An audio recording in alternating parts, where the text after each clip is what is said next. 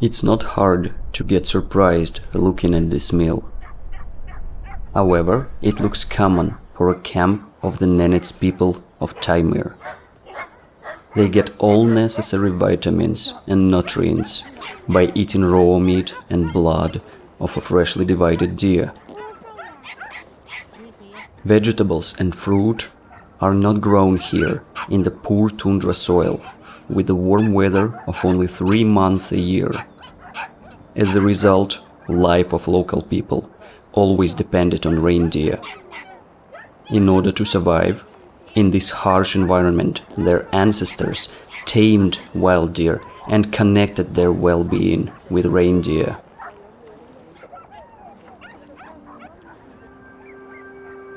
Today, the technological progress is rapidly spreading into the most remote places of the planet. However, these people keep preserving the traditions and live the way their distant ancestors once lived. People of the reindeer habitation.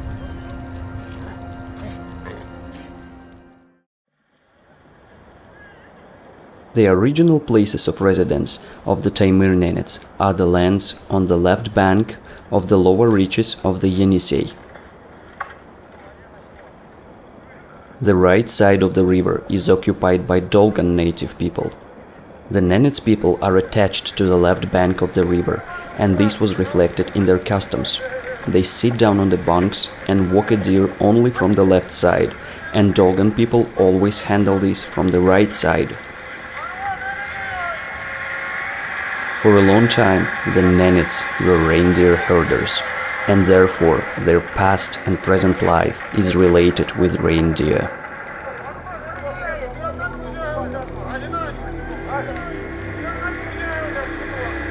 Today, you can hardly see a nomadic family of reindeer herders in the tundra. This is typically a family of a mother and a father and their children.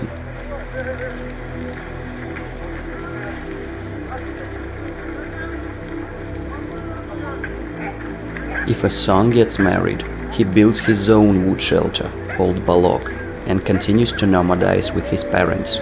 When daughters get married, they join their husbands' families. Deer is a kind of money saving for Nenets. The number of deer identifies the income and well-being of the family.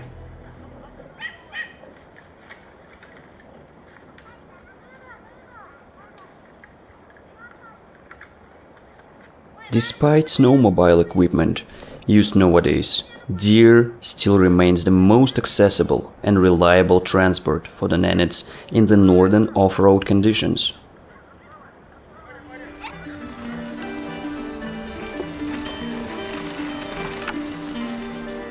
Deer is not fussy.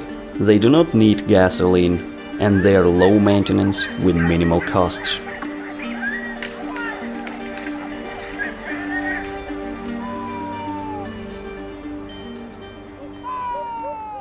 Every day in the family of reindeer herders begins with a deer catch.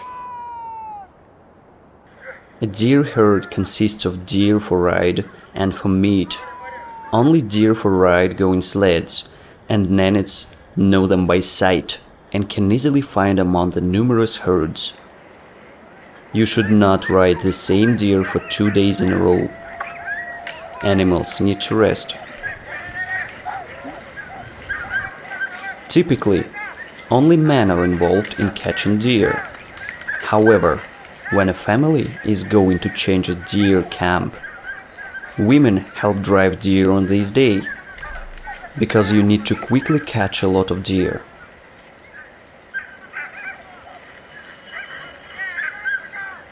No deer wants to work on its own free will. That's why it's not an easy task to catch them.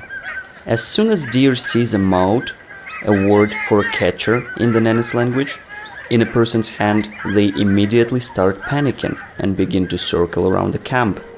Following them in the snow is not an easy task. In this case, Deer chasing dogs provide a lot of help. These are small dogs looking like lap dogs. Small, woolly, and cute-looking creatures are actually great helpers for reindeer herders. Without these dogs, it would be impossible to put deer together, herd, and drive deer across the tundra.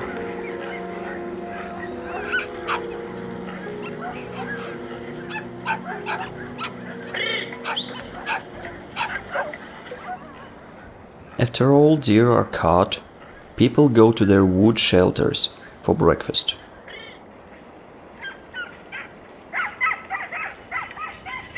The Taymyr Nenets, unlike the Nenets living in the western Siberia, use wood shelters in winter time instead of traditional teepees. This change came into their life during the Soviet era. A wooden shelter is a lightweight structure made of a wooden frame covered with deer skins. The shelter is placed on skis.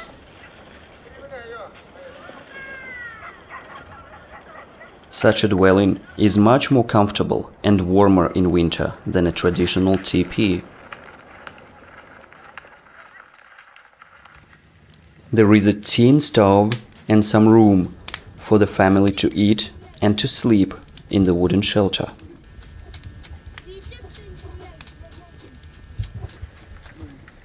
A low table is placed on the floor, and people sit around it and have a meal.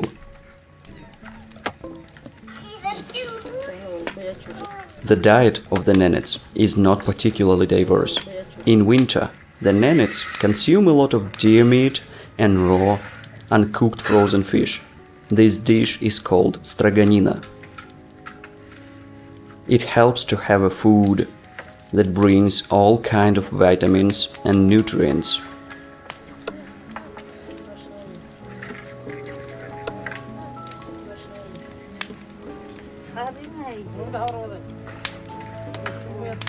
For dessert, a family has a lot of black tea with sugar and bread or breadcrumbs.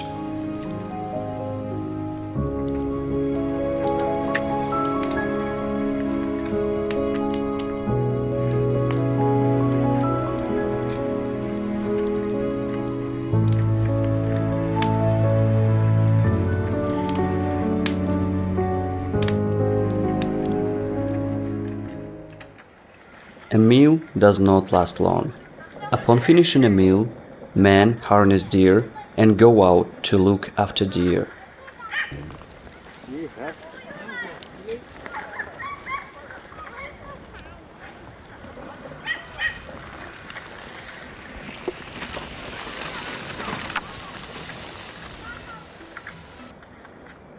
It's easier to watch a herd out in winter than in summer. In winter, mosquitoes do not bother deer, and they don't go far into the tundra. A big danger to deer at this time of year is wolves, which periodically raid the herd.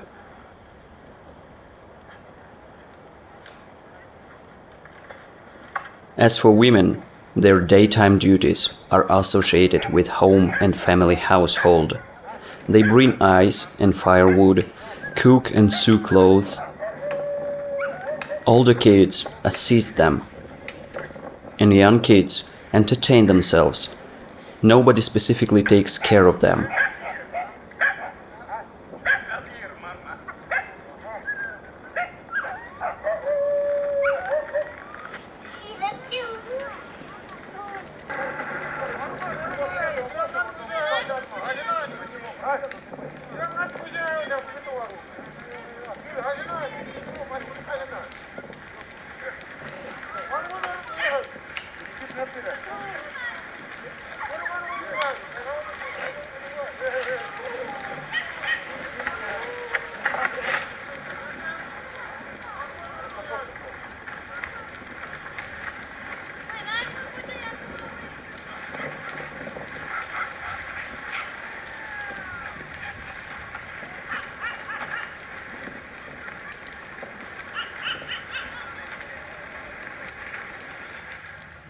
The Nenets sew a variety of clothes, shoes, blankets, and sleeping bags from deer skin.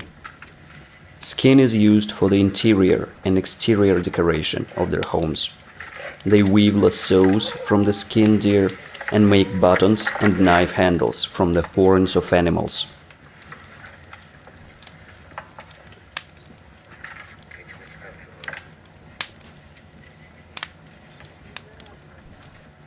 National clothing is interesting enough.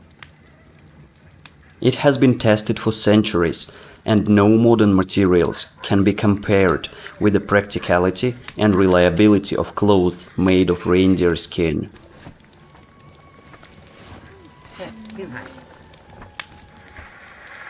Malitsa is the main outwear of the Nenets. It is a coat with a hood and sleeves that is pulled over the head. The coat is made with fur inwards. The sleeves in the shoulders have a wide socket. It allows a free access to take out the necessary things from the inner clothes without removing a coat. When a man does not do anything but stands and talks, he usually takes out his hands out of the sleeves and holds them on his chest. Mittens are attached tightly to the sleeves. They are made of camus, the skin removed from deer legs.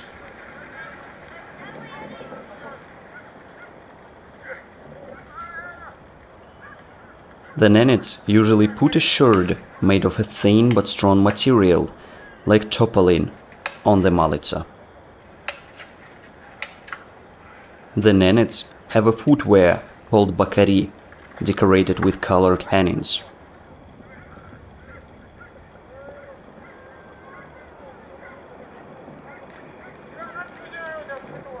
Women wear a jacket called yagushka, with clasps on the front. It is familiar to a fur coat. When guests arrive, women put on their festive outfits and cover their heads with colorful scarves.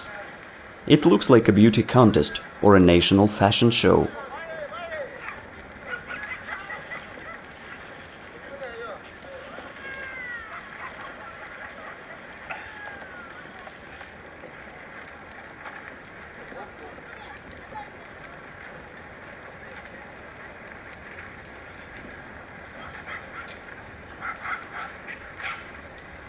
The Nenets have a nomadic lifestyle and change their camps several times a month. They never stay long at one spot because deer constantly needs to change pastures.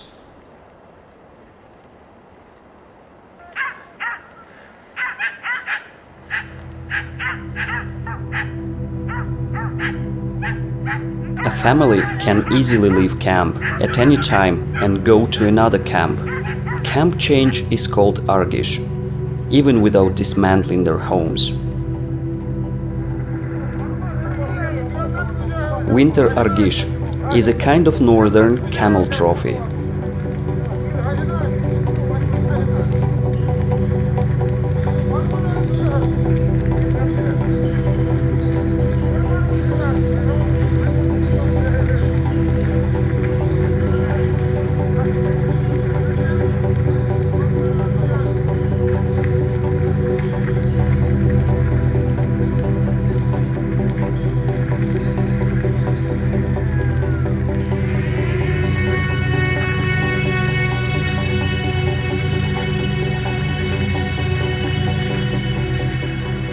Surprises await at every turn. That's why the group is led by the head of the family, who knows the surrounding area best. He chooses the way and area of the future camp.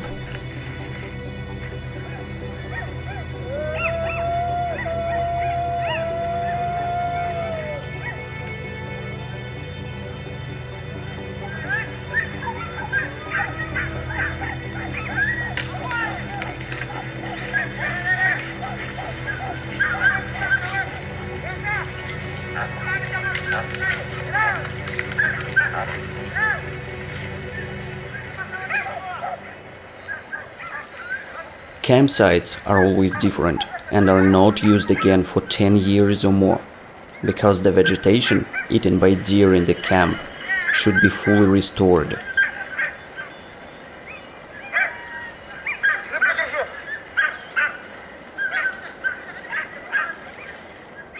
Having moved to a new place, the Nenets are free from the hassle of installing their dwellings. This is especially important during polar nights, when it is extreme cold and the weather can change for the worse at any time. Their shelter, balok, is a kind of a sled house, and it obviously has an advantage over a teepee.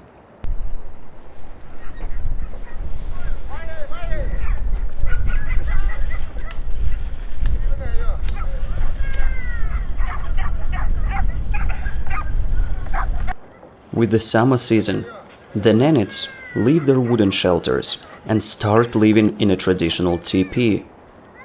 These are more convenient for transportation through the tundra in summer.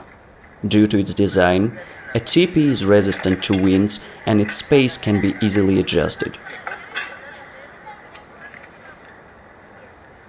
A teepee is dismantled and installed by women, though men can help as well if they are free from other work.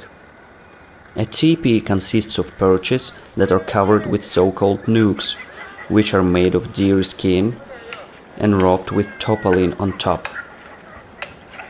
Topolin protects the skin from the rain, and it's never hot inside the teepee due to deer skin.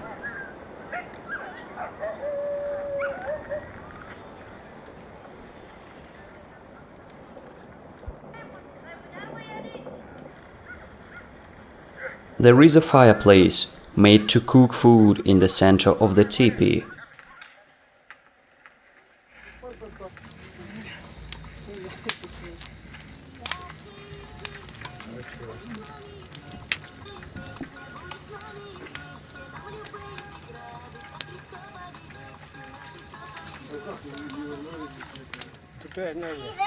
If smoke from the fire does not come out of the upper hole, the teepee entrance is open then. Due to smoke from fire, there are almost no mosquitoes or gnats in the teepee in summer. During summer, the Nenets move away from woods to open areas of the tundra, to where frequent winds blow. This way, they get away from the most terrible scourge for the deer.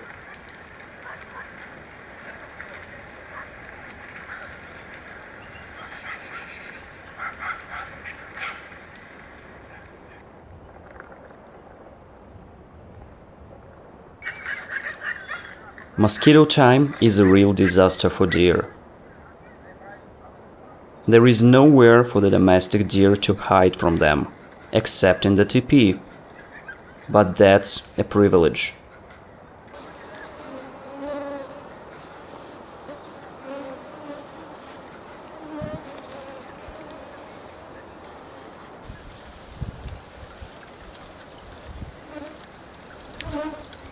Reindeer herders have the hardest time at the first summer month, when mosquitoes reach its peak in tundra.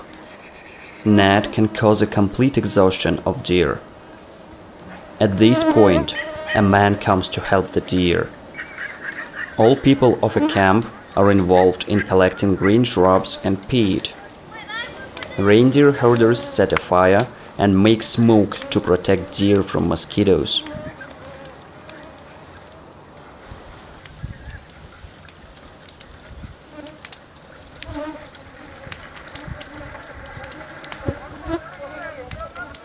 There is a struggle among deer to take a closer spot to the source of smoke. Large deer always win, and young and newborn deer are left with faraway spots where smoke does not reach them. They have to run around the fire.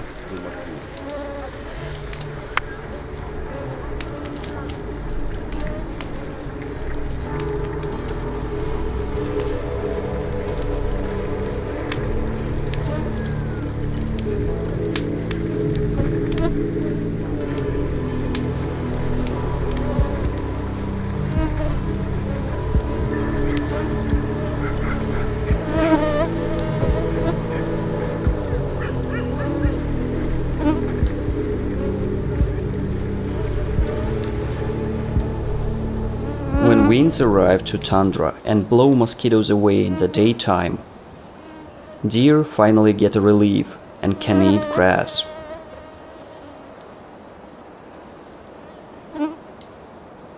Deer graze is handled by a shepherd in the herd. The duty is performed in shifts. There are 1 or 2 reindeer herders on duty during a shift. They manage the movement of deer, directing them along a certain route. During both summer and winter, the Nenets move around the tundra using a sled called nards, the runner of which are lined with plastic. The design of nards is specific and depends on their purpose. There are light, cargo, summer, winter, as well as men's and women's nards.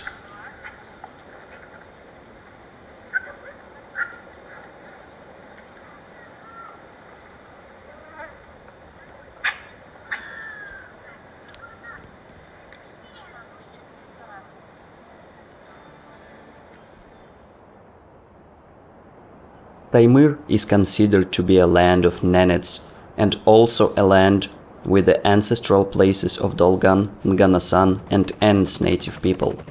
These are some of the smallest ethnic groups in our country. Today they live in villages scattered along the banks of the Taymyr rivers. The way of life their ancestors used to have are almost forgotten. It's a rare thing now to see nomadic Dolgans in the tundra. However, just 30 years ago, they bred domestic deer and moved over the lands of Taymyr. Those times are now reminiscent of the decayed nards, burial grounds, and fishing tools abandoned in the tundra.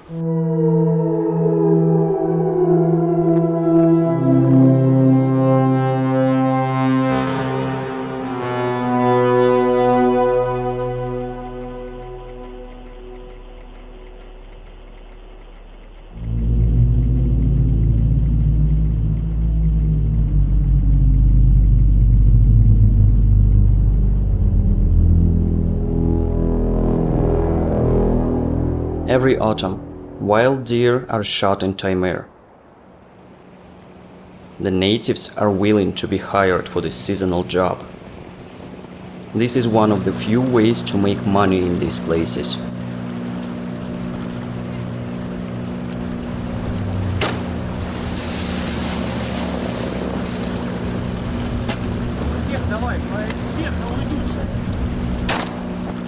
Deer is usually shot during its autumn migrations on large rivers.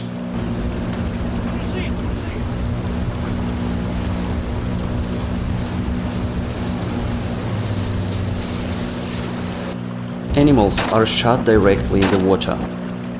Animal bodies are tied and transported by water to the compartment called rump, where animals are butchered.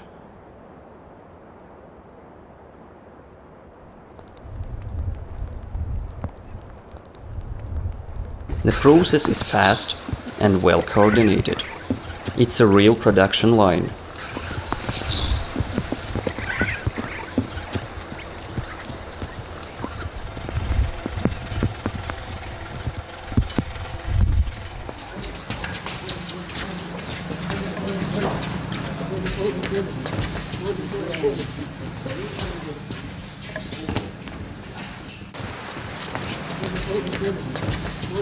The deer are skinned, gutted, and left hanging on the hangers until all the blood drains.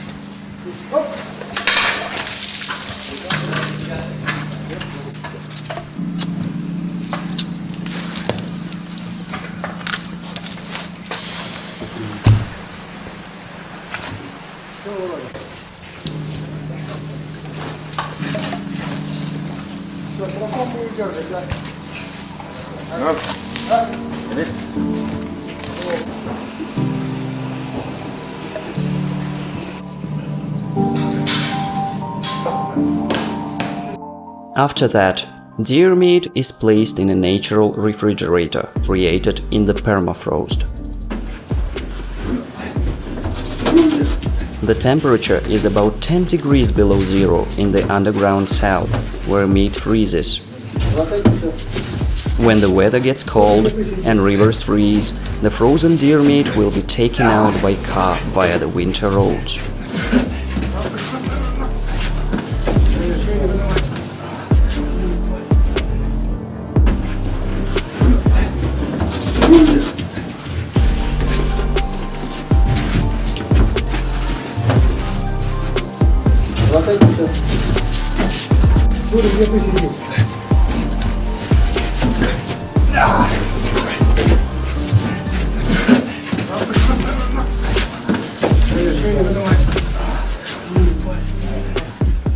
If there is no ice cell at the hunting area, deer carcasses is collected and taken out by helicopter. Deer meat is called olenina. It is a biologically complete, high-protein dietary product that contains many vitamins, macro and micro elements. In addition, olenina is environmentally friendly food because animals live in a clean natural environment with no additives in their diet, unlike cattle grown at farms.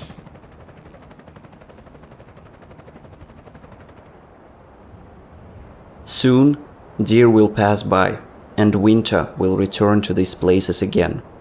Seasonal workers will go back to their stone teepees, hoping that they will be lucky enough to get a job again next year.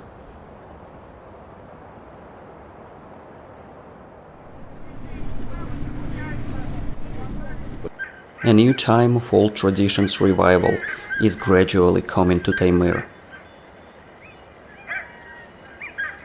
People begin to return to their tundra original habitats and the way their distant ancestors once lived. As a proof that life still exists in this land, reindeer herders celebrate the holiday of spring, Hayro, each year in spring.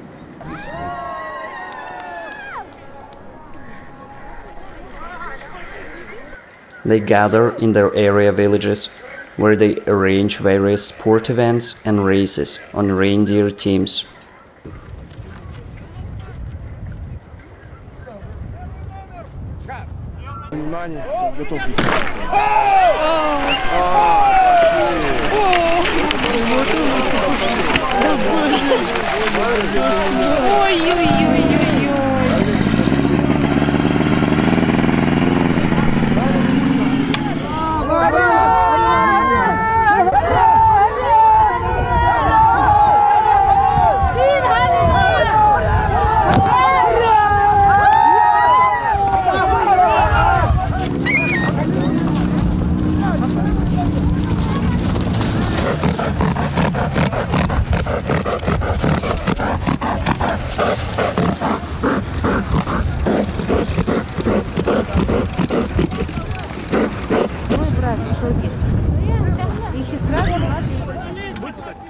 Winners get their awards, but not all of them are suitable for life in the tundra.